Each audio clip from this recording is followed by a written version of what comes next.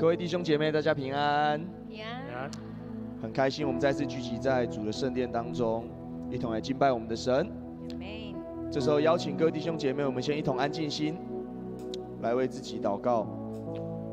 求主让我们在今天的敬拜当中，再次开我们的心，来对我们说话。让我们透过今天的敬拜，透过今天牧师的讲道，我们再次领受从神而来的教导跟旨意，让我们明白，上帝在我们生命当中是掌权的，是一切万物的源头。我们要靠着主来胜过这世界上一切的挑战。求主就让我们今天单单的在他面前来，再次被他来充满。我们为着今天的敬拜，为着我们自己的心，一同的来祷告。我们一起来祷告。来，主啊，神，主啊，来到你的面前来寻求你的面。主啊，求你使我们的心柔和谦卑，如同那好土一样，再次来领受你所教导我们的生命当中每一项课题。主啊，求你透过牧师的讲道，再次扩张我们生命的境界，让我们明白更多从你而来的生命。主啊，我们在今天的敬拜要来遇见你。主啊，求你就悦纳我们今天的敬拜，让我们敬拜如同馨香的祭一样，到你面前来。哈利路亚！主啊，我们向你恳求，向你祷告。阿爸父神，我们感谢你，感谢你拣选我们成为你的门徒，让我们能够在这边敬拜你，让我们能够用我们的生命来服侍你。主啊，你是喜乐的源头，所有的盼望都来自于你。我们要发出极大的声音来荣耀你的名，因为你配得一切的赞美。主，今天我们来到你面前来，再次寻求你，求你开我们的心门，使我们的心如同好土一样，来领受你的话语，领受你的教导。求你透过今天的敬拜，透过牧师的讲道，再一次的来扩张我们生命的境界，也领受从你而来的旨意。主啊，愿你掌权在今天的敬拜当中，也愿今天的敬拜如同那馨香的祭，蒙你的悦纳。奉主耶稣的名祷告，阿们。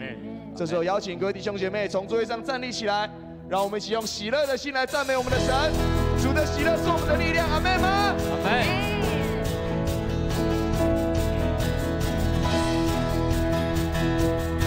大声的来唱主的喜乐。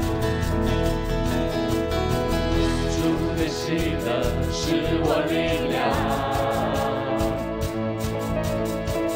你的救恩是我盼望。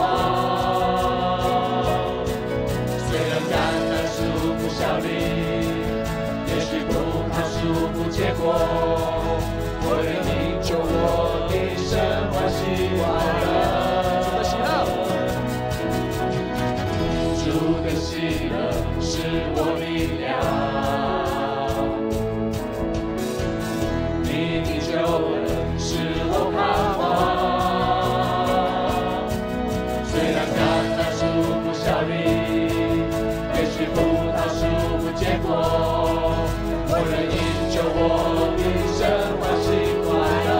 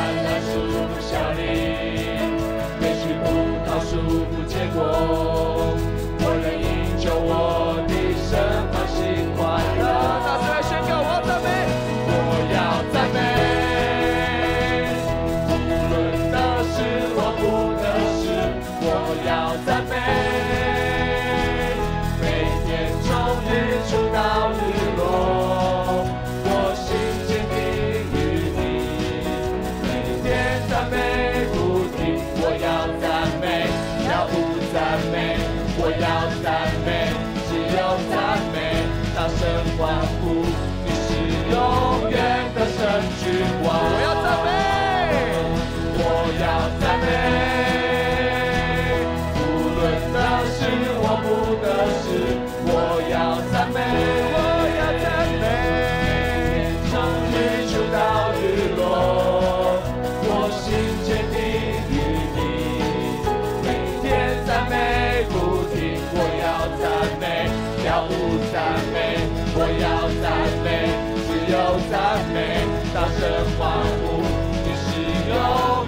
的神君王。One, two, three, go！ 动起来，动起来，弟兄姐妹，拿出你的热情，不管你是要跳起来，不管你是要高举双手，或是你要欢呼，让我们一起来说我们的热情来赞美我们的神，哈利路亚！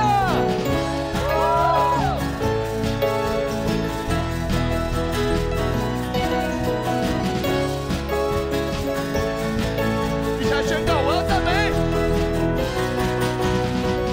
我要赞美，跳舞赞美，我要赞美，自由赞美，我要赞美，跳舞赞美，我要赞美，再次我要赞美，我要赞美，跳舞赞美，我要赞美，自由赞美，我要赞美，跳舞赞美，最后一次一起喜乐的宣告，我要赞美，我要赞美，跳舞赞美，我要赞美，自由赞美，大声欢呼，你是永远的神君王。哈利路亚！我们将掌声热献给我们的神。是的，主，你配得我们的赞美。主啊，你是信心的源头。主啊，靠着你，我们凡事都能做。我们带着盼望的心，一同的来敬拜你。哈利路亚！进入至圣地，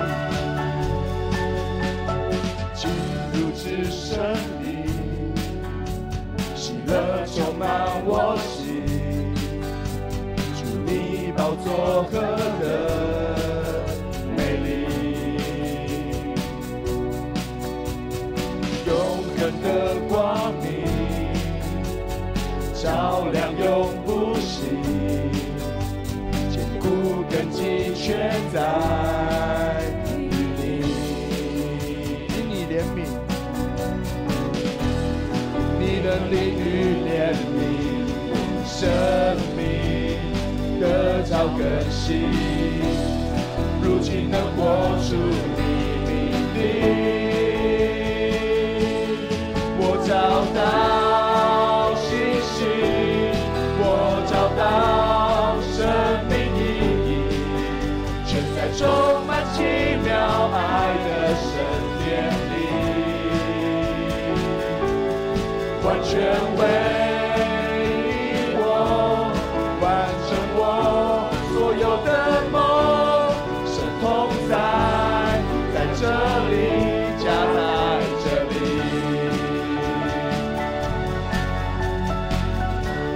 在你同在里，在你同在里，治一切疾病，所有风浪都平息，号角声响起，神迹在运行，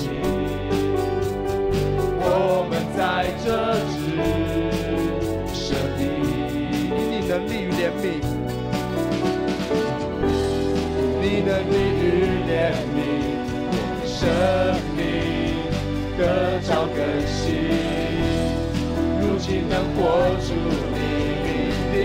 高举双手，我找到信心，我找到生命意义，全在充满奇妙爱的神殿里，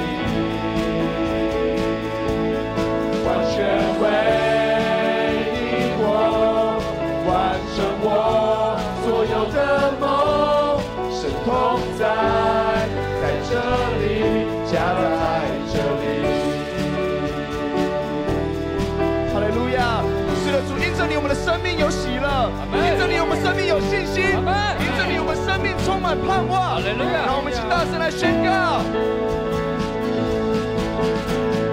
你生命至高尊贵，神百姓齐声赞美。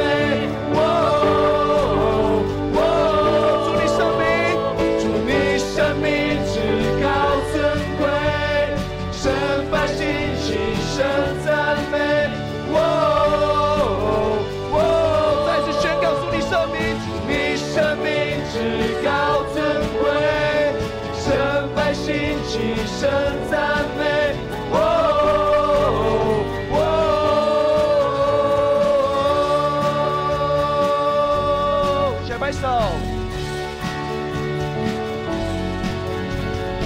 哈利路亚！是的，主，谢谢你，主，谢谢你爱我们。主啊，我们在我们殿中再次来寻求你。即便我们是如此的不配，但是主，你仍然爱我们。你是何等的伟大！万物都是从你而来的，我们拥有的一切是从你而来的。愿荣耀尊贵都归于你。哈利路亚！请唱。尊贵荣耀，尊贵荣耀，君王，在全地之上，愿万民都喜乐，全地都喜乐。主你满有荣光，黑暗都躲藏，万民高声唱，起来高声唱，我神，我神真伟大，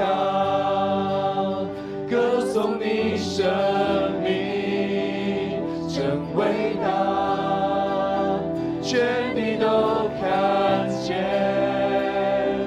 我神真伟大。昔在，永在，昔在，永在，君王，从今直到永远，你从不曾改变，永存在天地间。你是在地真神。父子与神灵，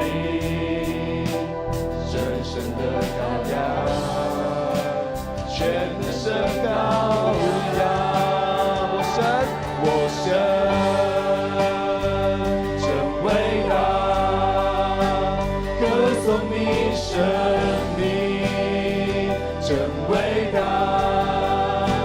全地都看见。我神真伟大，再三宣告主你真伟大。我神真伟大，歌颂你生命真伟大，全地都看见。我神真伟大，现在宣告主你至圣尊名，你至圣尊名，配受大赞美，全心歌颂我神真伟大。你至圣，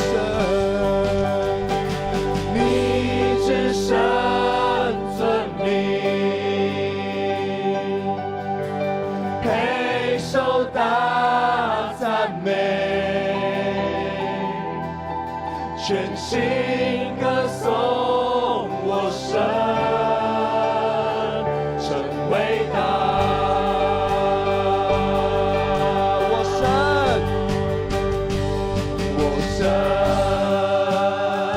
真伟大，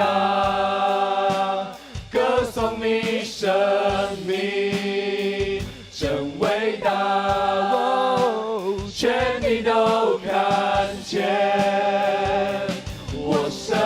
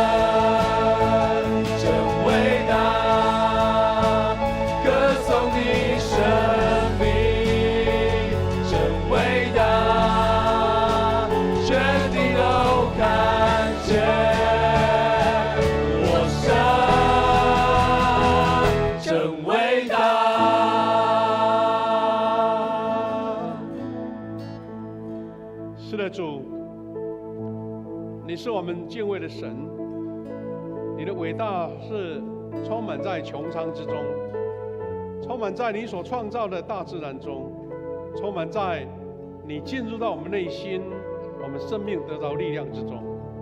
是的，主啊，愿我们每一个人是你的百姓，是你的子民，来到你面前恭敬敬拜，用诗歌，用感恩，用祷告，用主你的话语来学习，来成长，来面对这个世界的挑战。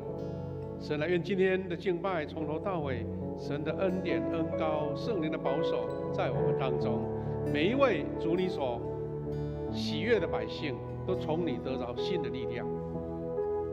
愿主的恩典与我们同在。祷告奉靠主耶稣基督的圣名祈求，阿们。弟兄姐妹，我们请仍然站着，我们一起要祈念主耶稣所教导的新的诫命，我们一起同心来念。你要尽心、尽性、尽力爱主你的上帝，这是诫命中的第一，且是最大的。其次也相仿，就是要爱人如己。这两条诫命是律法和先知一切道理的总纲。下一页，我是给你们一条新命令，乃是叫你们彼此相爱。我怎样爱你们，你们也要怎样相爱。你们若有彼此相爱的心，众人因此就认出你们是我的门徒了。阿们。感谢主，请坐。弟兄姐妹，我们在接下来程序之前，牧师做一个报告。我们在讲道完祷告之后，我们要举行这个月的一个医治祷告时间。医治祷告就是一个信心的祷告，是一个同心聚集、同心聚会的祷告愿神亲自施下医治在我们当中所以呢，我们请5楼、4楼，等一下在唱诗歌的时候可以一起到前面来。我们也请侍奉团队、敬拜团，还有我们的长职、小组长一起参与服事。我们把时间交给我们的诗会切为执事。恭受上帝的话。今天的经文有2处，一处是传道书1章2节到4节以及第9节，第二处是彼得前书1章3到4节。我们一起来念，请。传道者说：空虚，空虚，人生空虚，一切都是空虚。人在太阳底下终身操作劳碌，究竟有什么益处？一代过去，一代又来，世界老是一样。发生过的事还要发生，做过的事还要再做。太阳底下一件新事都没有。第二处，请。我们要感谢我们的主耶稣基督的父上帝，由于他无限的仁慈，借着耶稣基督从死里复活，把新的生命赐给我们，使我们有活的盼望，来承受上帝为他的子民保留在天上的福泽。这福泽是不败坏、不污损、不衰残的。愿神赐福他所说的话。接下来是献诗，今天以赛亚牧区要来带领我们一起赞美神。他们要赞美的诗歌是上帝甲咱惜命命。献诗之后，我们请夏牧师讲道。讲道的题目是带来恩典的梦想系列第1讲，在信心中孕育梦想。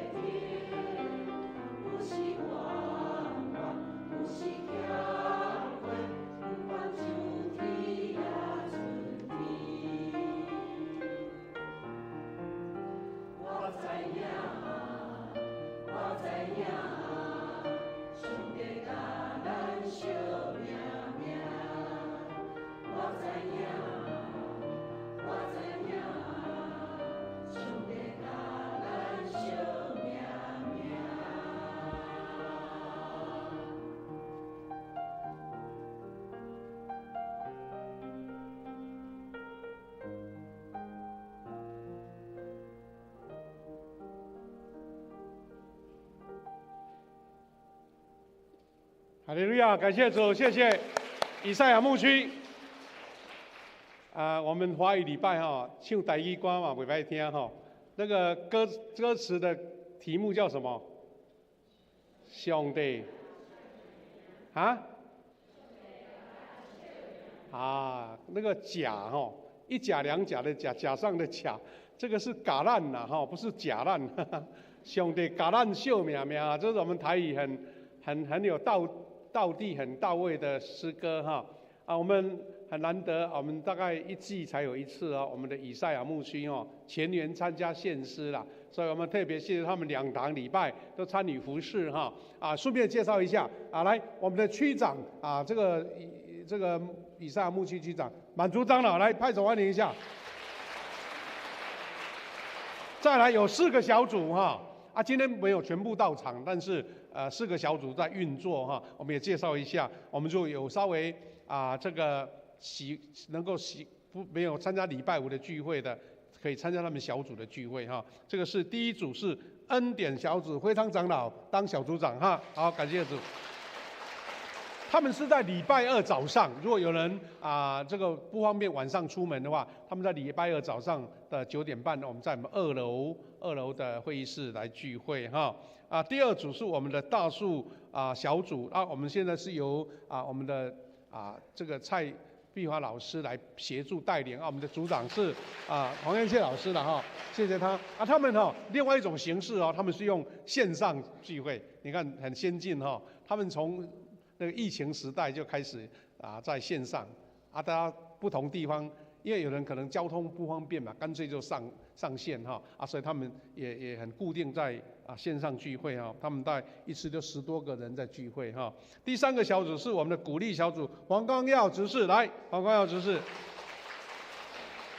他们是礼拜二晚上8点在我们1楼的那个聚会厅来聚会他们也都10多个他们有一个很大的特色，很会接纳跟欢迎新朋友他们很会照顾欢迎他们有时间允许的可以参加他们的聚会。第4个小组是芥菜小组，进和执事因为今天他有事情没有办法参加献诗啦也是在礼拜2晚上在我们的咖啡厅，我们的心灵转角聚会我们谢谢他们用这首很棒的诗歌，上帝给咱秀命命，我们真的是能够经历到神的爱你这个唱起来就会有韵味我们谢谢他们的服侍，他们有2堂，等一下他们要先离开，我们现在做祷告，一起来分享神的话。谢谢天父上帝，我们感谢你今天是给我们一个美好的时刻，我们同心来敬拜。我们第1堂很顺利完成，第2堂我们很多弟兄姐妹先参加我们的门徒学校，一起学习，一起成长这个时候我们再次聚集，同心透过神的话语来得到学习跟勉励。神愿你透过你的仆人所讲的，能够按照你的圣灵的感动话语再进入到每一个弟兄姐妹的心中，让我们一起学习，一起成长，也一起激励，让神的恩典透过圣经的教导，我们每一个弟兄姐妹能够有更大的属灵的能力，能够面对社会的挑战以及我们生命的成长。我们这样感谢祷告，奉靠主耶稣基督的圣名祈求，阿们。弟兄姐妹，今天呢我要跟大家分享一个小系列的主题啦总主题叫做带来恩典的梦想。那今天的题目叫做用在信心中孕育梦想。那梦想这句话，牧师要先做一个开题啦这个破题，因为梦想这2个字在我们的思维当中有不同的理解更不清楚了那我们先文等一下会做一个复习首先要说的是，神在人类当中，特别我们一个属灵的活人，他有赐给人类梦想的能力。梦想，好了，梦想在我们台湾我们的社会的氛围里面，梦想这2个字有好有坏，以理解不一样所以牧师先做一个界定让大家了解牧师所要讲的这个方向，这样子。梦想这个词句其实就是跟我们常在分享就是我们所谓的第4度空间、属灵的空间的理解有关我们都知道，我们现存的世界叫做这个3度空间立体的世界，但是那个看不见的，那个超出我们眼睛能看见的，叫做第4度空间。这是神给我们一个特别属灵的空间，这个空间就是我们梦想的空间所以我们常常在圣经里面有很多不同的词句的，比如说异梦，异梦。那在圣经里面我们常常提到的圣经约珥书啦、使徒行传2章17节，他会讲说，少年人见异象，老年人做异梦，异象异梦，同样是在这个范畴里面。但是因为我们觉得梦想这2个字比较生活化，比较平民化比较不会被界定在好像这个是属灵的话语啦，或是属于圣经的语言啦，是我们一般生活上可以用到的那梦想比较可以从我们生活出发，但其实弟兄姐妹，我们一定会相关的词句，你一听你就了解说，在我们的生活上的用语蛮多的，比如说，特别是台语会有一种误差。我们说妄想，你听到妄想会不会觉得讲这个话好像没什么实际，对不对？如果再讲更清楚，空思妄想，没听过吧？空思妄想是好的还是坏的？就觉得你这个人呢根本不实际啦所以妄想跟梦想就是不一样，妄就是一个王，有没有一个女妄想？那表示说，这个人头脑有点怪怪的，都不切实际。其实我们讲的不是这一个，是我们圣经里面讲的异象、异梦。那我们有时候一个时代都有新的话语出来，比如说愿景，对不对？一个愿景，一个 vision 这个也算是一个比较属于正面健康的了哈。我们之前曾经有一段时间有听到一句话叫"有梦上水"，有梦上水，有吗？这个就有比较属于正面的一个鼓励的话语啦。那做一个开题目的是为了要让大家知道，上帝赐给人梦想的能力，这个话是一种非常积极正面的事正面积极的事这样子。好，主导文就这样说。我们常常每周都会练主导文，对不对？他说："愿你的旨意行在地上，如同行在天上。"什么叫旨意？其实旨意就是神的思考、神的念头，或者说神的意象，或者神的梦想。但这个他说行在地上，如同行在天上，什么意思呢？在地上实施的时候，其实已经在天上形成了。换句话说，好像在天上有一个计划图，有一个蓝图，然后已经弄好了，然后在地上呈现。所以我们基督徒是用上帝给人心思意念，然后神你在天上为你成就，然后就在地上会呈现出来。那最具体的就是我们最近常提起的故事，就是上帝要亚伯拉罕举目望天他说："你数算天上的星星，然后应许说，你的后裔也要像天上的众星一样繁多，并且把亚伯兰这个名字改名叫亚伯拉罕。"弟兄姐妹，我们都理解这个亚伯拉罕，他在住在原自己的故乡的时候，上帝给他这个意象。请问你看星星，到底看出什么？你也会看，我也会看不过我们台南在都市平常真的很难看到星星，对不对？除了你偶尔抬头你骑车开车又不能常常抬头，对不对？你在家里面就已经进到房间里面了。牧师小时候天天看星星，因为我们在乡下那个地方都没有什么光害污染有时候那个时候也没有路灯没有路灯但是晚上还是看得见路，因为那些微光太阳光，当然有月亮更亮了。然后你会看星星，其实上帝给人这个美好的礼物，我们在都市都把它破坏掉。你会看星星、看月亮比较有诗意，对不对？你会常常会想出一些很美好的诗词你会想出很多平常想不到的事情，因为星星跟月亮会让你很多很奇妙的一个灵感出来。那其实神给亚伯拉罕也是这样看星星，但是星星竟然是成为多国之父的一个意象，那就是一个梦想，一个意象，但是还没有形成的时候，神给他这样的信心。亚伯兰其实要走向迦南地，他就是一个踏着梦想而前行的，还没看见哦，但是这个梦想已经为他筑了一条路。虽然到最后成就的时候，神给他一个儿子，已经是100岁了。如果没有梦想，老早就离开了，对不对？那这个是我们在理解这个梦想的一个概念，那我们就会很清楚牧师所要讲的这个主题。有一位英国出名的文学家，也是一个思想家，叫 C.S. Lewis 啊，他写的作品哦，很多人都看过了哈。那如果没有看过，也看过他原著改编的电影啊，比如说《纳尼亚传奇》，有没有？《纳尼亚传奇》那些那个橱柜啊，橱柜里面看出一个异象的世界啊，那狮子啊，那些故事都是他写的。所以他也会写思想的书，也会写童话，太厉害了哈！啊，所以大概是在19世纪到20世纪很出名的作家。他曾经讲过一句话哈，这位 C.S. Lewis， 他说：“定睛在天，你将顺带着得着土地。你看天，但其实你会得着土地。土地就是我们生活上的现实的事情嘛。但是说你如果只看土地，定睛于地，你将一无所尽，或是一无所有。”路易斯就告诉我们说，人要有一个充满意向跟远见。另外，他也讲过一句话，他原来是英文的哈，啊，我请 AI 把它翻成中文了哈。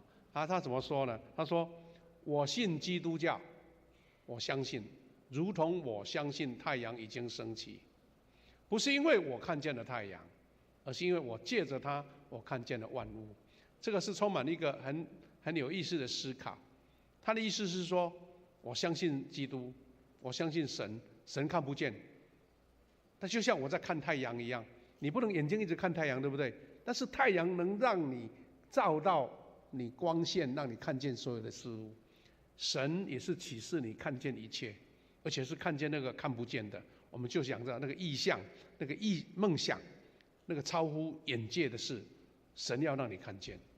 所以神比太阳更厉害，是因为神让你看见那个实体上不存在，但是信心看得见的事。这就是 C.S. Lewis 给我们一个启示哈。但其实为什么会讲梦想、意向、目标、盼望什么事呢？其实因为我们要先讨论到人类的现实啦。人类的实况是什么？是所谓的空虚跟无意义，常常会突然间跑进来我们的心思意念，所以我们才需要去找到一个方向嘛。但是通常我们常会碰到有这样的现象，带来绝望的人生。所以世人所追求的是，因为转眼成空了。世界所提供的快乐，好比出现少时的云雾。所以我们刚刚读的第一段经文就在描述这个现象。传道书说：“虚空的虚空，虚空的虚空，凡事都是虚空。”哈，那中文圣经它是这么写的。刚刚第一段已经讲过了，我们看第二段他怎么说：“人在太阳底下终生操作劳碌，究竟有什么益处？一代过去，一代又来，世界老是一样。发生过的事还要发生，做过的事还要再做。太阳底下一件新事都没有。”就这个事情的理解也很有趣哦。这个世界就是因为那么稳定，对不对？一天过一天都是那么恒定，就像太阳恒星一样，我们这个世界才能存活啊。所以问题不在于说过去一样，现在一样，是人呢，人没有办法面对这个一样再一样的事情。反而会觉得好像没有心事，你会觉得很虚空，觉得不知道怎么无所适从，啊，前人所走过的，好像面对的结果成空。我们常常看到说，有人啊去追求世界的所有一切的财物，但是竟然没有办法享受。前2天我听到一个新闻节目在报道，他说他帮忙啊一个医生娘，就是啊当早期的医生娘很会理财，你知道吗？他说在台中附近呢，那个商圈哦，有好几10间房子在出租，哎，一个月就收好几百万，啊，看起来说是非常的富有，对不对？非常的生活富裕，但是他说不知道什么原因，突然间这个医生娘就突然病倒了，而且变成植物人。他在感叹说：“哇，他好认真理财哦，好认真赚钱哦，但是可惜了，钱赚来都没有享受到。人类就是在这一种无可奈何，或是很多没有办法确定的事情当中在运转。所以这个恒定的世界，面对我们这个没有恒定的人，那问题才会来。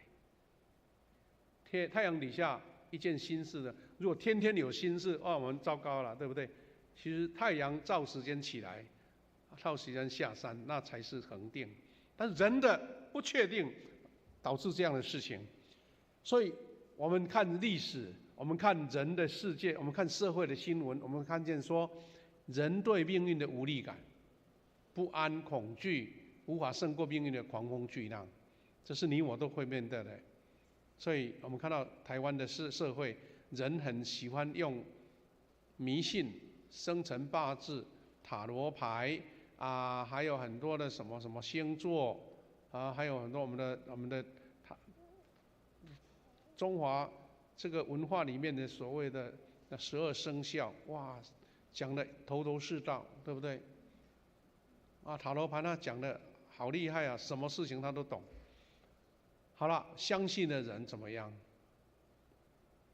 是不是他的命运会更好？他是人生的胜利组。如果是有这样的事情，他老早都变成国师了，他老早就变成一个世界让人家追随的人，但是没有。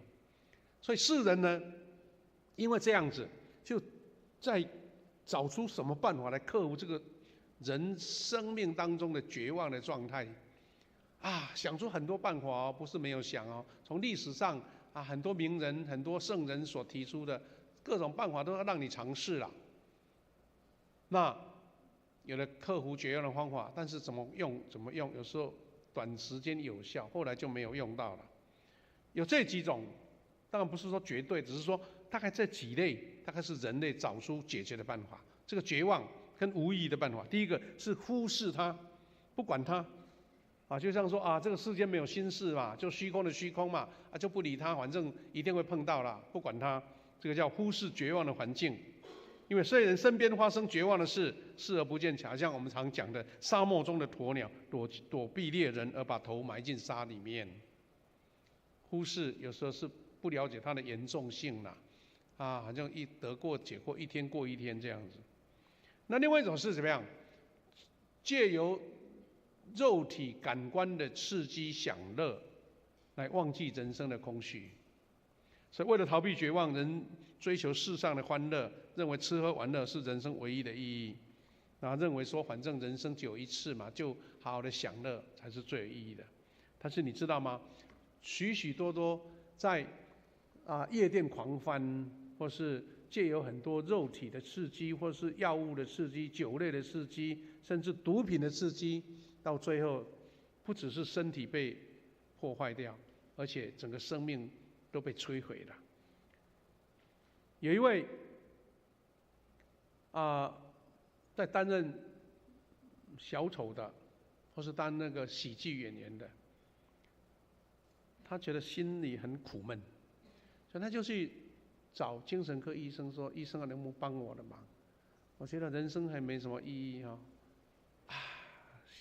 心情很难过，很愁苦，没有办法过日子。”那医生讲了好多，他听不进去，最后他勉强跟他讲说：“哎，最近我们都市有一个马戏团，其中那个小丑很会表演，你去看他可能会给你快乐一点。”那个小丑跟他讲说：“我就是那个小丑，我就是他。会带人家欢乐的人，自己本身不欢乐。”前几天我才看到说，好像有一个喜剧演员YouTuber 好像也没有办法去度过他的一生，所以就结束了自己的生命。有意识的表演，或是风趣幽默，这是我们人的本能，没错。但是内心那个生命如果没有被解决，外表只是一个现象。就好像喝了一杯愁中会更愁，你会觉得好像一直忘记，其实没有忘记，更严重。这是人类普遍最多的啦我们大概知道为什么现在娱乐产业那么厉害所有大概美国最近不是在提出什么关税对等关税吗？因为他们怎么样？他们自己制造业都不做了，别人家帮他做物品，他们全美国大部分人都在做服务业。服务业的意思就是说我帮你服务来赚钱。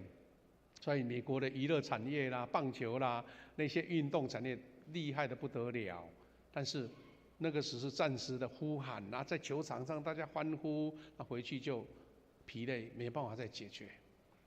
因为最代表性的人物就是20世纪出名的一个作家叫海明威牧师这个年纪那个时候最流行海明威，因为那个时候台湾好像没有版权的概念，所以我们那个时候国高中生每一个人一本《老人与海》，而且都没有版权有看没懂，故事是很简单，但是看不懂什么意思这个就是海明威，他用这本书得到诺贝尔奖他原来是要经过人生历练的人才知道那个《老人与海》在写的故事是什么了那总之就是他能够看透这个世界，但他本身走不过，因为他本身是靠他虽然是这个名利都有了，但是还是走不出来。他用酒精、用性的淫乱来满足他自己的生命所以这个故事大家应该都很理解，就是这个海明威他是出生在其实是这个基督教家庭长大，父亲很虔诚的医生呢，而且很想要做宣教，母亲也很信仰成熟，要教导这个孩子。但是一个人的成长，我们没有办法去掌握他可能太聪明了，或是太敏锐了，或是他身体上有某种所谓的精神方面软弱的基因所以他就慢慢走向一个对无神论或是对信仰没有什么兴趣的。所以他得奖之后看来是名利双收，但是他大概结了4次婚，都没有办法得到一个幸福。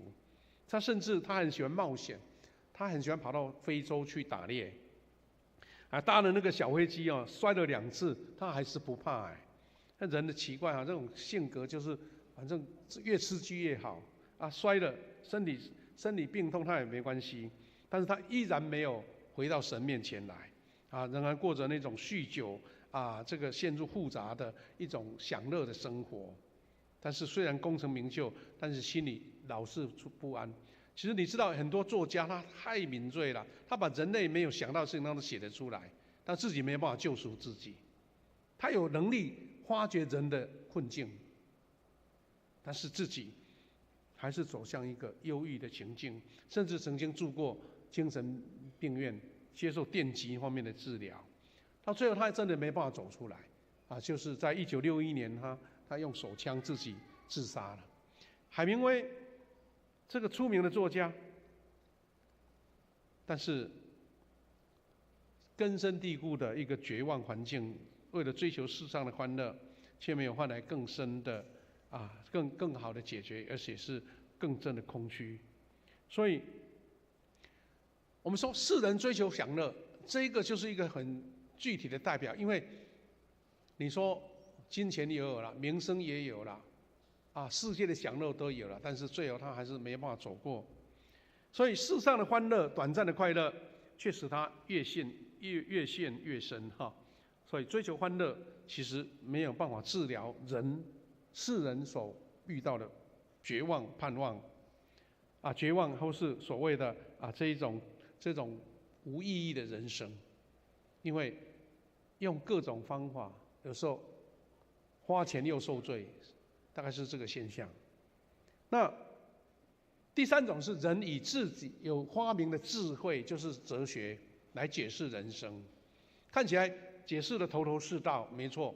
我们也从很多哲学思想看到人类的一个思维是怎么样但是圣经说，这个有时候是世上的小学，小学不是我们的国民学校的小学啊，这是一种世上的一种言论，但是没有办法克服绝望跟愚昧。就是说，哲学无法明白绝望的本质，因为它没有带来一个生命的力量。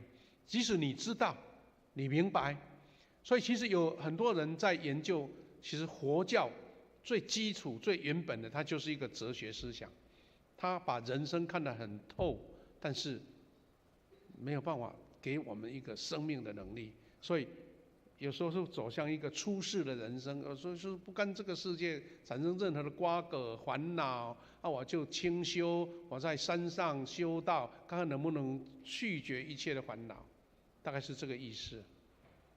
但是有时候没有办法来克服了，只是一个暂时的言论这是一种哲学。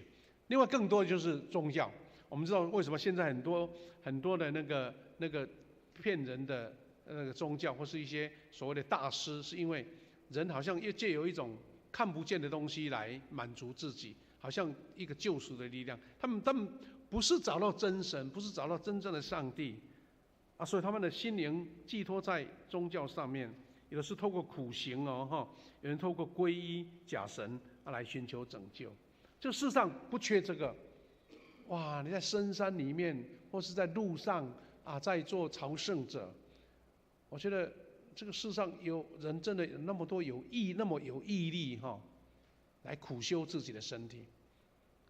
现存这个世界最让人家感到不可思议的是，很多人到西藏去朝圣，他们不是像最近很流行的圣雅各之路，有没有？圣雅各之路才从西班牙或者从法国去走路去到这个圣雅各城，因为很多人喜欢走那个路，因为村庄很漂亮。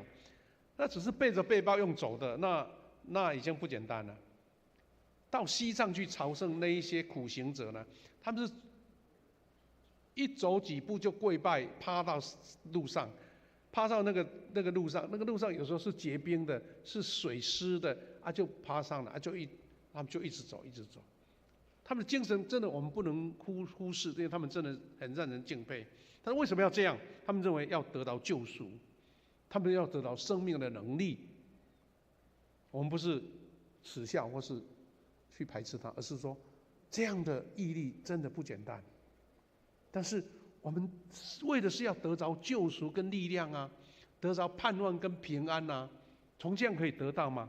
这是我们很值得思考的事情。所以我们最后发现，光靠这些努力是解决不了，因为所信的外邦的神没有医治绝望的能力。所以基督徒会特别肯定或是特别提醒我们，要敬拜真神，要远离些假神，因为离开真神去找别的神，会越加绝望，越加烦恼。圣经也很明白跟我们宣告了，尤其我们刚刚过了复活节使徒行传4章12节说，除他以外别无拯救，因为在天下人间没有赐下别的名，我们可以靠着得救。好，世上一切高深的计划或是办法我们都尝试过了，那基督徒为什么没有去找到这位为我们创始成终的耶稣，这位为我们受苦钉十字架救赎的力量的耶稣，我们找到他，得着真正的力量呢？这个才是我们基督徒最大的一个问题，因为我们有时候没有进入到第4度空间，感觉不出来，因为我们的主看不见所以弟兄姐妹，上帝给我们的一个克服绝望的计划，就是有主耶稣帮你背了。凡劳苦担重担的人到我这里来，我就使你们得安息。这个是一个属灵的能力，而不是一个金句或是话语。那耶稣为什么能背我们世人的绝望呢？因为他亲自为我们死在十字架上。有一句这个谚语他说，在人的心里面有2匹马在奔跑，一匹是绝望的黑马，另外一匹是有盼望、有胜利的一个白马，有盼望的白马。所以他说，你要让这只白马吃饱一点，还是让黑马饱一点，就是靠你。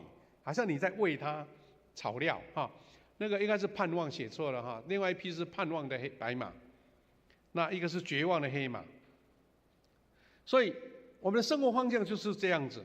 其实我觉得牧师在小时候很喜欢唱一首歌啊，一首就是主日学的诗歌，不知道你们有没有听过？我们心中两个王，看看那个比较强，一个要我上天堂，一个要我下地狱，这样子。有没有唱过这首歌？好像有人说有，如果你说有，就是知道你年纪多大了哈。好，他的意思也是这样子。我们心中两个王，意思说有魔鬼跟圣灵你要偏向魔鬼呢？他说一个要你下地狱嘛，一个要我上天堂就跟保罗的两个律都同样意思啦。所以意思是说，在人的心里面有这两匹马，那你怎么喂养它是最重要的。他说，如果你是喂黑马比较多，我们就会担心、忧愁、不安、烦恼，就会朝绝望来前进哈。若喂那个白马呢，草料比较多，我们生活就会朝向盼望的方向前进。那所以神就是要我们时时提醒自己。我们说要借由祷告、灵修、做礼拜、参加小组，其实就一直在提醒说，喂草料给白马不要去理那只黑马，让黑马不再缠着你。所以这样就人生才会有盼望。这个是一个谚语，但是你要实际去执行有时候我们忘了，不知道老是喂黑马呢，你知道吗？我们不是常讲一个比喻吗？我们每一次那个垃圾车来哇，他抢着拿袋子要去丢，对不对？我跟谢牧师这个生活的一个部分就是要丢垃圾，因为时间到了你不丢，要放着明天。而且现在夏天到了你吃一点水果。哇，那个水果皮马上生那个小小的那个蚊子这样子所以就好像有一种习惯你不丢就觉得今天好像什么事情没做。但是他在说我们人很喜欢把垃圾倒进去家里面，把垃圾留在我们的家里面。什么垃圾呢？就是你一种愁苦的垃圾，那个所谓的苦毒的垃圾、怨恨的垃圾、嫉妒的垃圾。那种看不得别人好的垃圾，你都不喜欢丢，不喜欢丢到垃圾车，反正都扫到你们家里面，那是很讽刺的一个想法，对不对？人类很喜欢存垃圾，而且存的越久越臭越酸。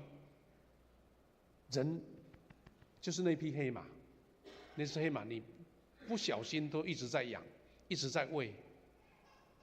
弟兄姐妹，上帝赐下创造人并赐下永生，这是我们心中所确认的，对不对？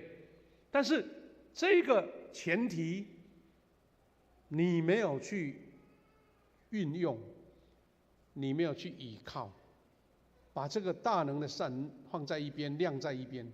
我们要依靠上帝的权势能力，让我们克服绝望。依靠上帝的人，上帝解决的方法就是把盼望的种子给你，把盼望的种子给你。我们的主耶稣基督，人子耶稣基督，他就是把我们这些绝望、那些负面的全部帮你背上来了，成为十字架的牺牲祭。为了解决我们的绝望，他担负我们的罪跟过犯，被钉死在十字架上。好，这个是一个理性的解释，对不对？但是一定要在你的生命产生作用。所以为什么你要去追求？为什么要祷告？为什么你要历练操练？我今天在做礼拜的时候，我看到2堂礼拜，他们带的诗歌真的很棒唱起来是觉得哇很舒畅，身体很快乐这样子。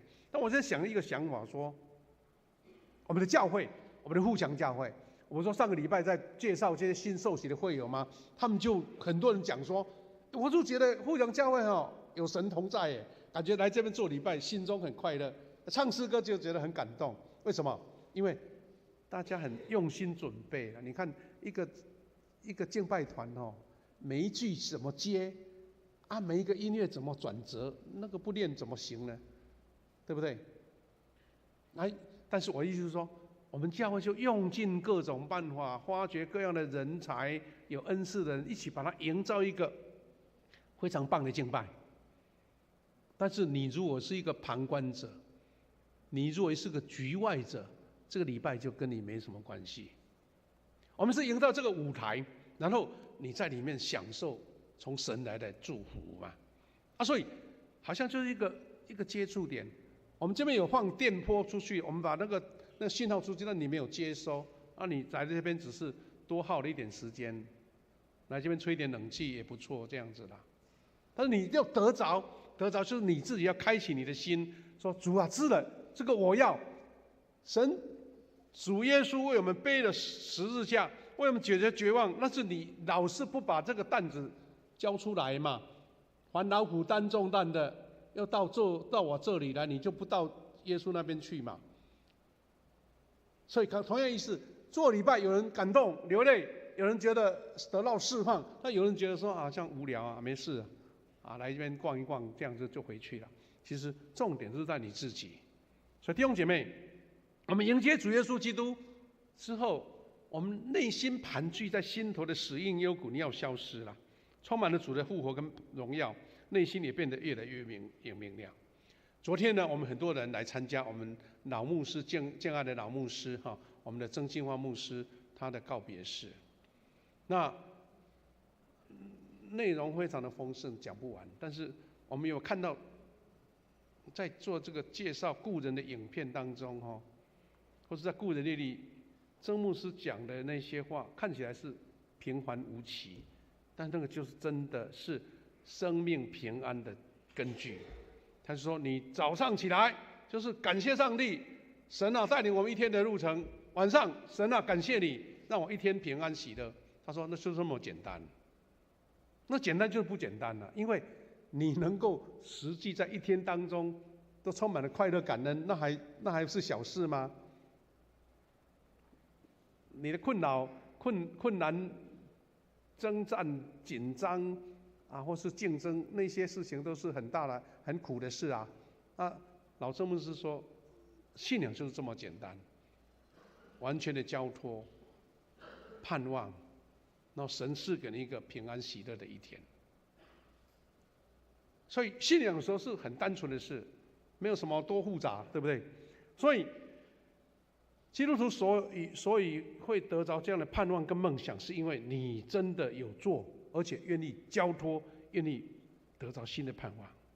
我们被主耶稣基督所医治，是被他医治等一下我们有一个医治的祷告，是真的是你把那个第四空间的能力跟主耶稣连接在一起了，而不是只是在你头脑的思维只想没有做。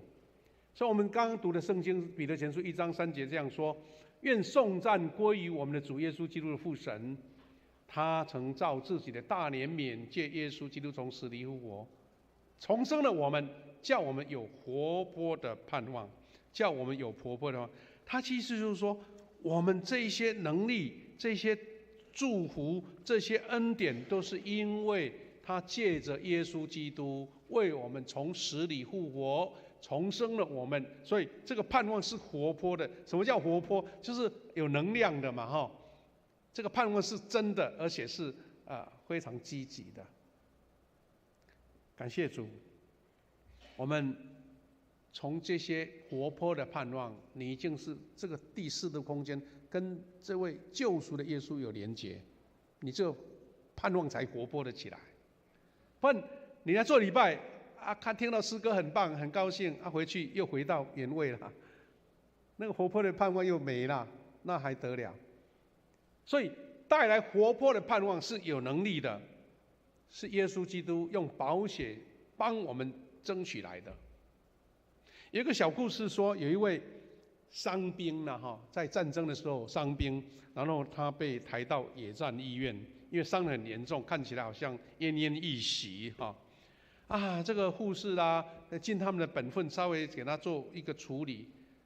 但是在微弱的气息当中突然间有一位军医在旁边，可能在聊病情嘛，讲了一句话，说啊，这个战士如果能够撑到明天天亮，他就有盼望。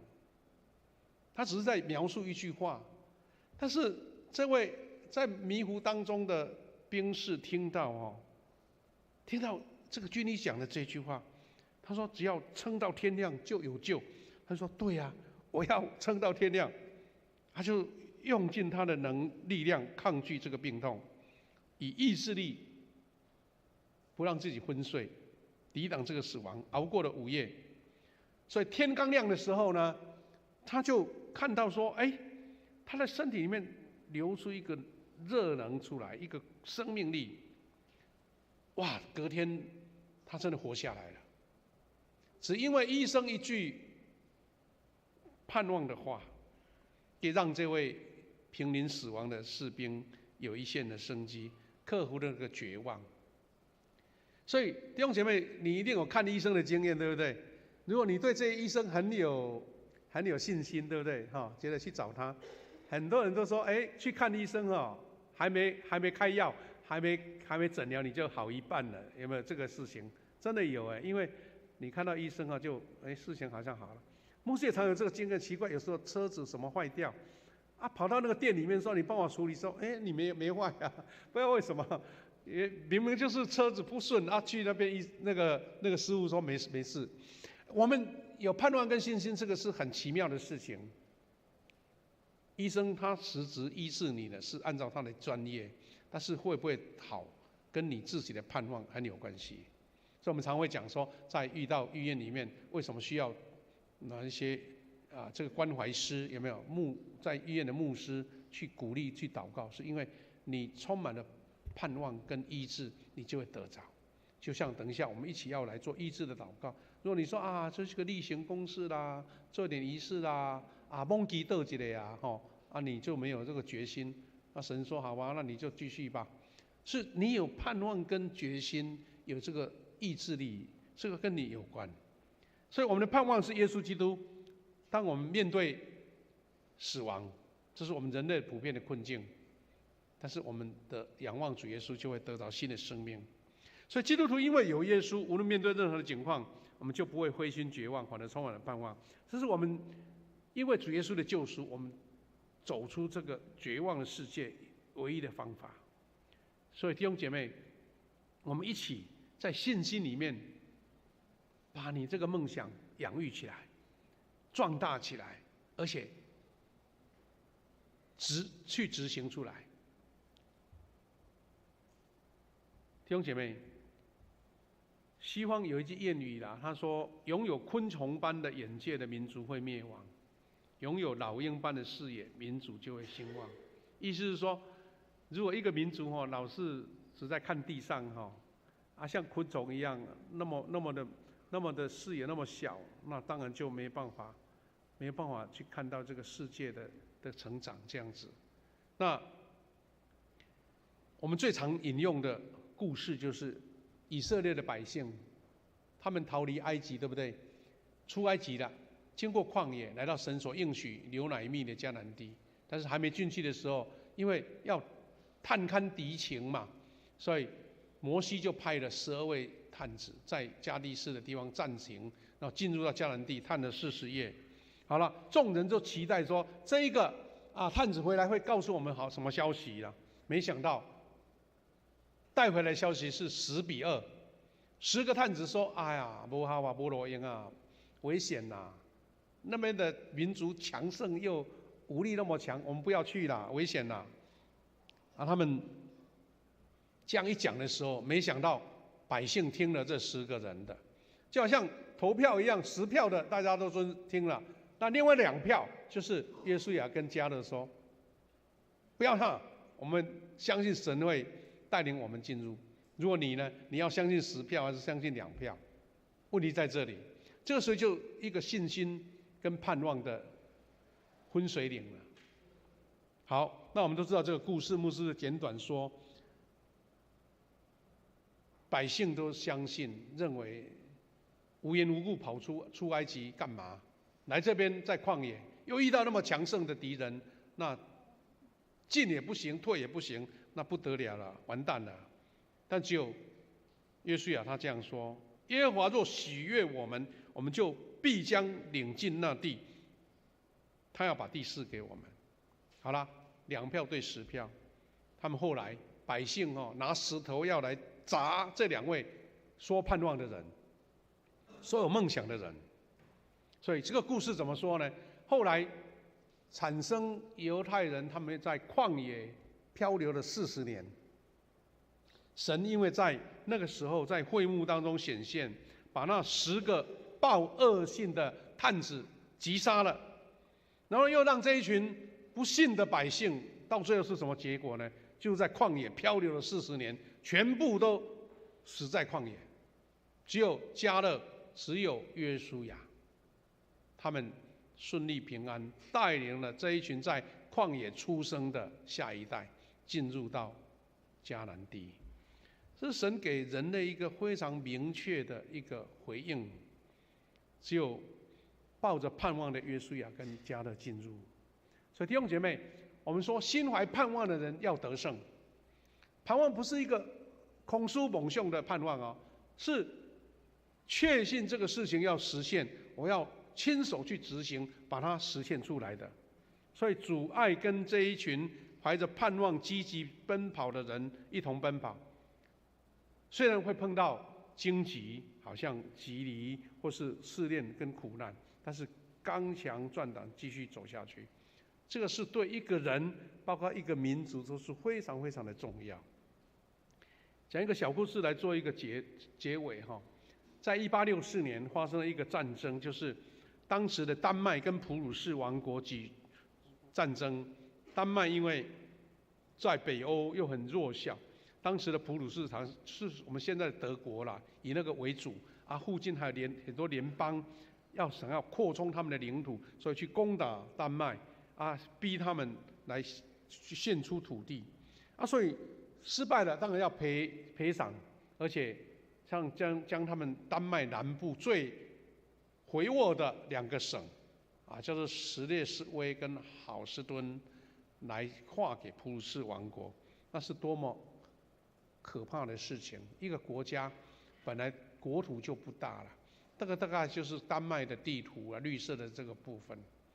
那他们比较温暖一点，比较肥沃一点，就是在南边。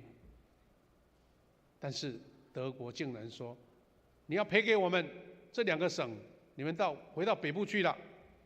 那就是当时攻打的路线他们德国跟联军应该好像跟奥地利那个时候都结合在一起往上打。那个粉红色的就是他们想贪的地北部更红一点这个颜色，他们才留下来给这些丹麦人。这是战前的国界，红色的原来都是属于丹麦但是没想到后来蓝色的被他清掉了。那不得了了，就是说他们丹麦人那个时候100多年前只剩下北部的很荒凉的叫做日德兰半岛，因为那个地方太靠近北极了，所以结冰啦、下雪啦、沼泽洼地特别多啦，连树都长不出来。所以丹麦人平常就不大住那边了。但是现在好了，被逼着往回退了，而且要赔偿一大笔的那个战争的花费，要赔偿金，整个国家几乎要灭亡，整个要崩溃掉了，要破产掉了。而且你知道战败的国这多么可怜，回乡的这些年轻人没有盼望，伤的伤，战争的心理的伤害，所以整天喝酒，游手好闲。女人没有什么钱可以赚，只好卖身给外国人勉强糊口。你看，在这种绝望的环境之下，丹麦人怎么活得下去呢？很多人都放弃了希望了，说绝望的话，说不可能了，要死了，没办法。但是你知道吗？在这个环境里面，神差遣的人，有能力的人出来，有2个人来呼吁我们在绝望当中不能放弃希望。一个叫做葛隆维牧师葛隆维牧师，他是一个基督徒嘛，所以他就主张基督徒应站起来做模范，向逆境挑战，所以他就在那个时候推广爱神、爱国家、爱自然的运动，然后成立农村学校，用圣经改变人的思想，用盼望植入人心，振奋人民的精神。这位是葛龙维牧师。另外还有一个实际执行这个盼望的是谁呢？是一位空军退役上尉，叫达卡斯。他就是充满了正面的思想，盼望，怀着重新找回失去领土的盼望，开始怎么讲？现在我们已经战败了嘛，抢不回来嘛，我们就好好的努力经营这个人家看起来是荒凉之地，我们要把它重新改造，至少能生存。所以呢，荒凉土地怎么种树都种不好，树会干掉。但是他不放弃，一直研究，找人来研究种树的方法。这位是达卡斯上尉。到最后他终于怎么样呢？把阿尔卑斯山那些杉木、那些树苗，竟然能够移植到他们这个德日德兰半岛，变成改良成功，就是能够在那边存活，而且在沿海地区呢种植很多黄枫林哈。那我们知道风大那个树木就长不出来嘛，所以有那个黄枫林的话，那就挡住海风，土地就不结冰，可以开始耕作。他又把那个洼地水抽出来开垦成肥沃的土地。他说，因为这两个呼召盼望的宣告，丹麦人没有气馁，没有放弃，没有失败。后来丹麦竟然成为一个世界前几名的农业国，而且摇身一变成为工业国家。你知道现在丹麦是世界收入最高的国家之一，而且呢，他们的什么世界什么幸福度老是排列前茅。你看，同样那块土地，有人觉得绝望了，没不法存活，但有人就是这样盼望。其实这个情境跟牧师生长的环境有一点关系。我们的故乡我们的李教授也一样，我们在澎湖长大。什么事情什么稻子什么都种不起来，你看那边的人怎么生存？那边人就是生存得很好，而且有特别对抗绝望的能力会比较高，因为他们觉得你不对抗一定是没办法存活嘛。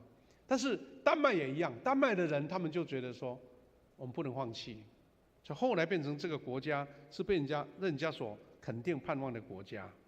丹麦人重拾梦想，因为成为今日丹麦成长的动力。你知道吗？北欧的国家很多都是基督教国家，有些是比较属于那个信义会的系统，就是我们说路德会的系统，因为跟德国比较有关系。他们因为这样克服了绝望，所以弟兄姐妹，我们讲这些故事分享，是因为环境带来挑战的时候，我们靠着成就梦想的信念来克服往前走。弟兄姐妹，我们上帝要将更大的梦想赐给那些觉得盼望再渺茫都不愿放弃的人，给那些努力积极充满肯定思维的人。这些事情呢，我想很容易对照到你的生活啦。除非你是一个阿夏囝好亚人囝，都不要免讨谈。你一定是在生活上、在学业上、在家庭上很多征战的人嘛。你一定要靠主耶稣给你的这个属灵医治的能力，克服一切困难跟挑战，那你才能够往前迈进。所以弟兄姐妹，我们一起跟主耶稣一起画出一个盼望，就是他为世人除去绝望的扩散，上帝亲自将盼望放在我们的心里面。这个盼望就是主耶稣基督，也是我们为什么大力庆祝耶稣复活的原因。所以当我们因为耶稣怀有盼望的时候，我们就真的能够进入到恩典的人生。弟兄姐妹，我们的盼望，我们的思维是第四度空间的，是看不见但是有能力的。愿我们在座的每一位弟兄姐妹，你在你的灵修、你的祷告、你的敬拜、你的小组，你真的把你的盼望放在主里面，你就会看见这个梦想不是空思梦想，不是黑白想，而是一个可以实现的神要成就的梦想。因为我们每一个弟兄姐妹，我们富强人。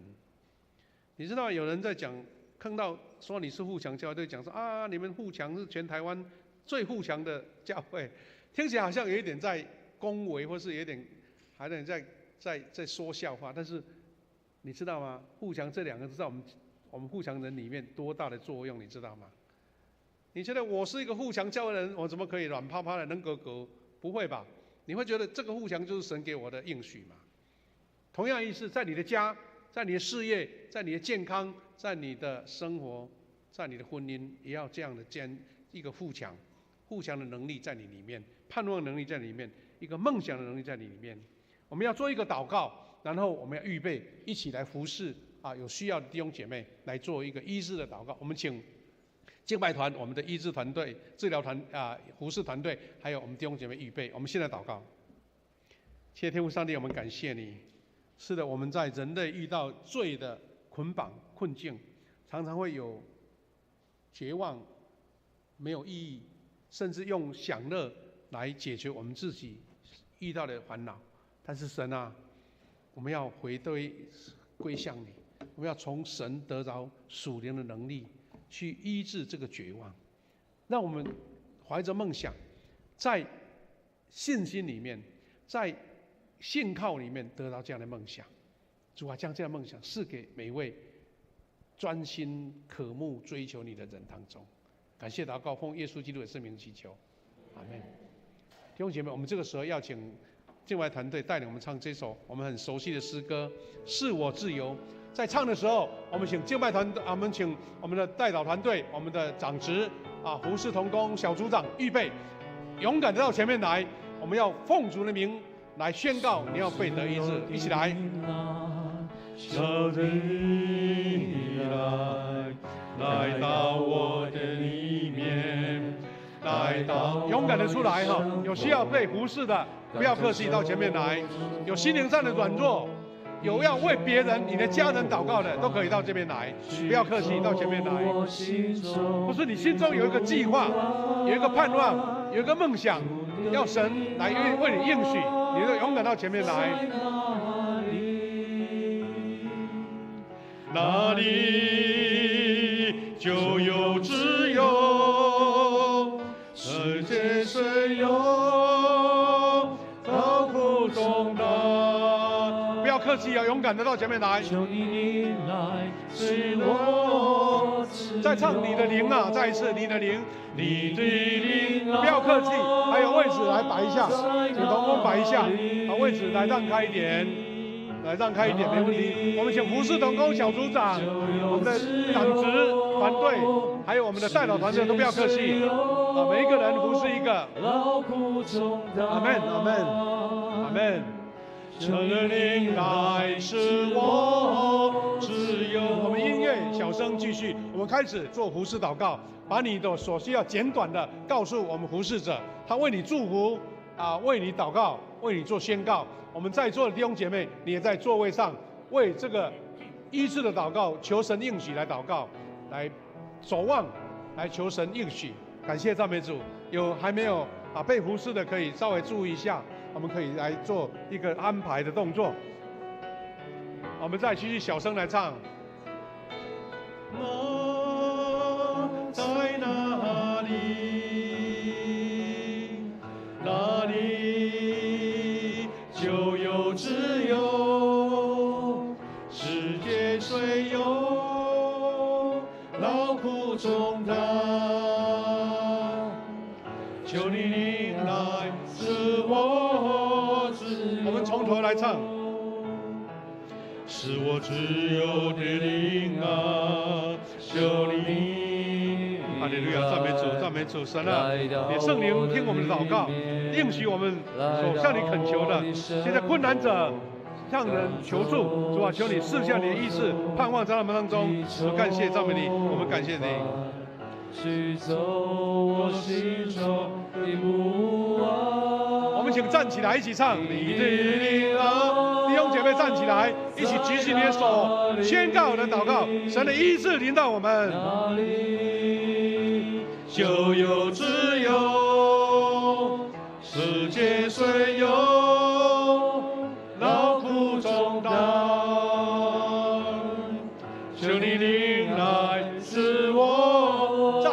的灵啊，再一次我们祷告，你的灵啊，在哪里？哪里？我们举起宣告的手，愿神赐下医治。世界虽有劳苦重担，圣灵来使我自由。我们音乐小声继续，牧师来做一个回应的祷告，一个祝福的祷告。我们在场的弟兄姐妹也可以把你的手放在你的心上，我们同心祈求，因为神是应许的神，神看我们的内心，神看我们同心，神看我们的呼求，神看我们的渴慕，我们的迫切，求神赐下他的怜悯医治在我们当中。天父神，我们感谢你，我们看到这群弟兄姐妹勇敢凭着信心到你面前来，神啊，请你按照他们的需要，将他们所求的交托在主里面。神啊，求你亲自应许，圣灵同工，圣灵医治，圣灵保守，赐下盼望，赐下信心，赐下梦想，赐下医治。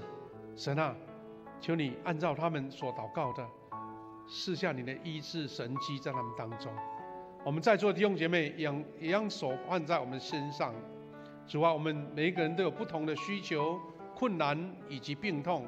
神啊，求你赐下医治，因为主耶稣应许，你受鞭伤，我们必得医治；你受苦，我们必得平安。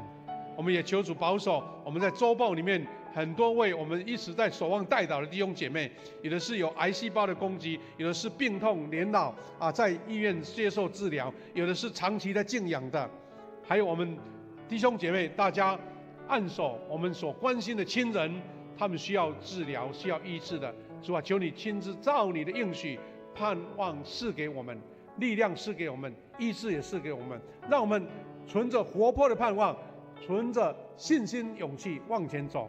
神的医治也要临到我们。感谢你，愿神的平安喜乐在我们每一个人当中。感谢祷告，奉靠主耶稣基督得胜的名，阿们。哈利路亚！我们拍手感谢主，谢谢。我们请回座，请坐，请坐。我们请回座，我们请执事来这个主持我们收奉献，谢谢，感谢主。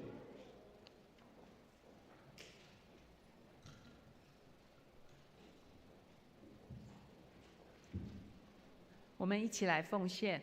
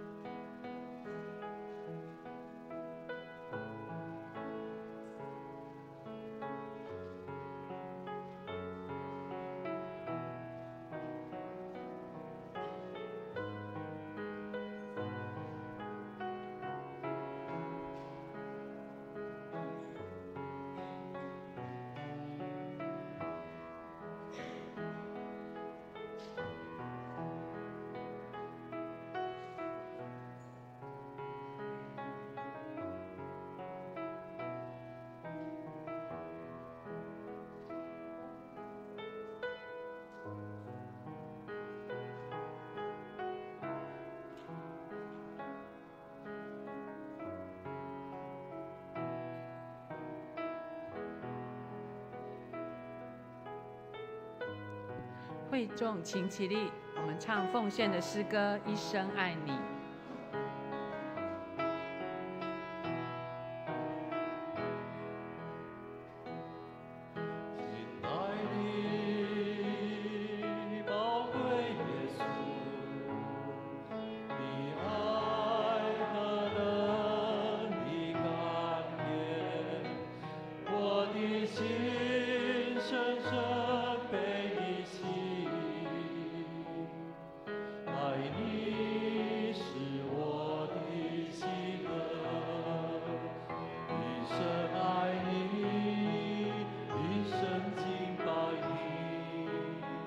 一生爱你。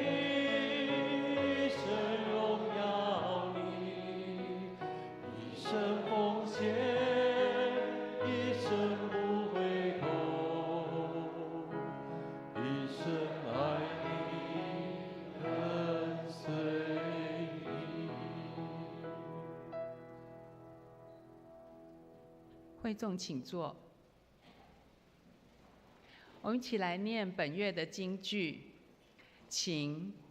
因为人子来，并不是要受人的服事，乃是要服事人，并且要舍命做多人的赎价。马可福音10章45节。报告，我们请看周报的第2页。下周主日敬拜服事同工，主理是夏文学牧师其他的服事同工，请我们自己留意。第4页肢体交通的部分，本会消息第1点跟第2点，今日是总会大众传播中心的奉献主日，以及台南家庭协谈中心的事工主日，我们请为这2个事工一起来线上祷告。那我们教会呢，也从我们的宣教事工专账里面来拨款做奉献。第3点，中保代祷服事在第52期已经开始报名，报名时间到这个礼拜3 4月30日截止。下星期日5月4号2堂礼拜中会有中保同工的差派礼，请我们的新旧同工留意并预备心接受差派。第4点，总会第70届通常议会已经在4月22日到24日上周2到4在台北马偕医院召开。那会议的结果名单如下，我写在第1项。那特别在第2项本届总会的权衡，本会会有参与的侍奉项目有：第1，龚硕文执事，他是担任新楼医院的董事；第2，洪梅芬姐妹担任台南神学院董事以及法规委员会的委员。请兄姐为我们教会服事的同工以及总会的事工推动顺利代祷。第5项，新楼医院160周年院庆在5月3日星期六举办桌球邀请赛，我们教会呢也有组桌球队报名参赛，请兄姐们欢迎大家在届时前往观赛，以及为我们的桌球队加油。第6项有关于奉献证明，请我们来留意。好，接下来我们请看第5页、第6页，我们所有的课程、我们的研习以及我们的肢体关怀事项，请我们大家来看也一起来关心代祷。第7页的奉献征信，请兄姐们留意。以上报告，我们请牧师补充。好各位弟兄姐妹，我做一点补充第一个就是这个礼拜4，因为是5·1劳动节我们教会办公室就休息如果有人那天要来教会或是聚会再互相联络一下，能够不会让你被挡在门外那其他的消息报告有一个要提醒的，因为没有报在周报里面我们请回到那个礼拜流程的投影片可以吗？我做一个补充的消息我们请同工帮忙回到我们这个礼拜的那个报告的后面的一个消息。我再做一个补充，就是说我们教会呢这个我们的新楼医院的院长，我们刘院长和很多新楼的同工都在我们教会他们要举办庆祝160周年的这一个桌球赛那我们教会呢就想说趁这个机会我们来组织一下派队去参加，当然也是一种共襄盛举的意思啦不过因为我们教会以前有没有招训过这些队员也不知道谁是高手，所以我们就组了一队反正去挨打没关系啦，不过去经历一下，去观摩一下。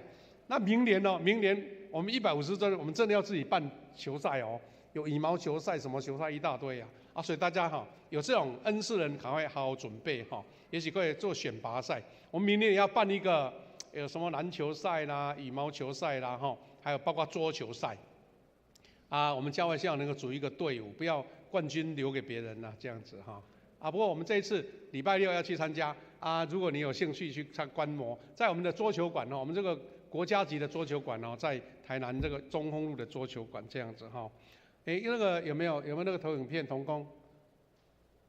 一般的投影片，就是要做那个颂荣的那个投影片就是我用口头讲比较快的我们下个礼拜就是母亲节的前母亲节前我们通常都会请同工来布置那个母亲节的全家福的布景我一说周报忘了写啦，我也联络同工说你们布置得来吗？他说哇，3楼不是有荧幕吗？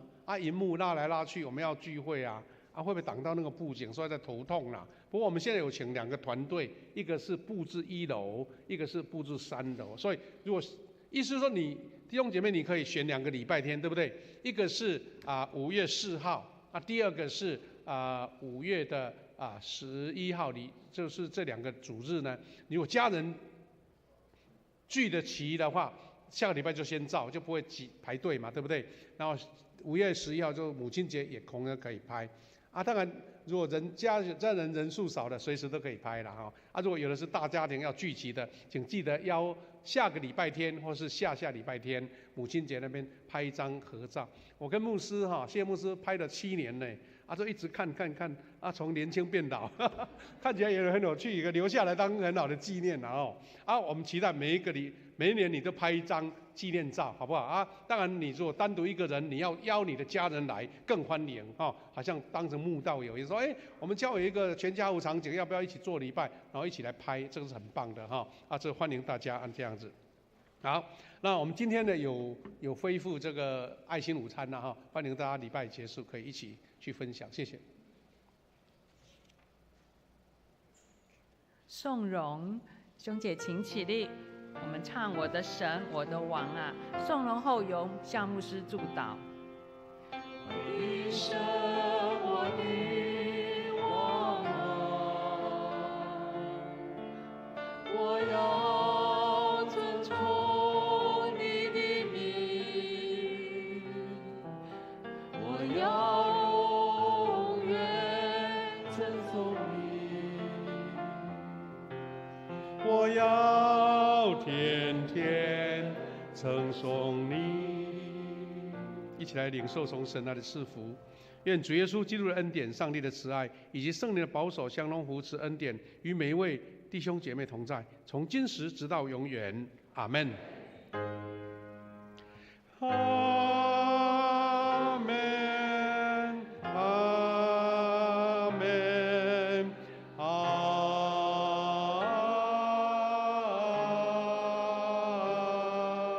门。我们请坐来默祷闭会。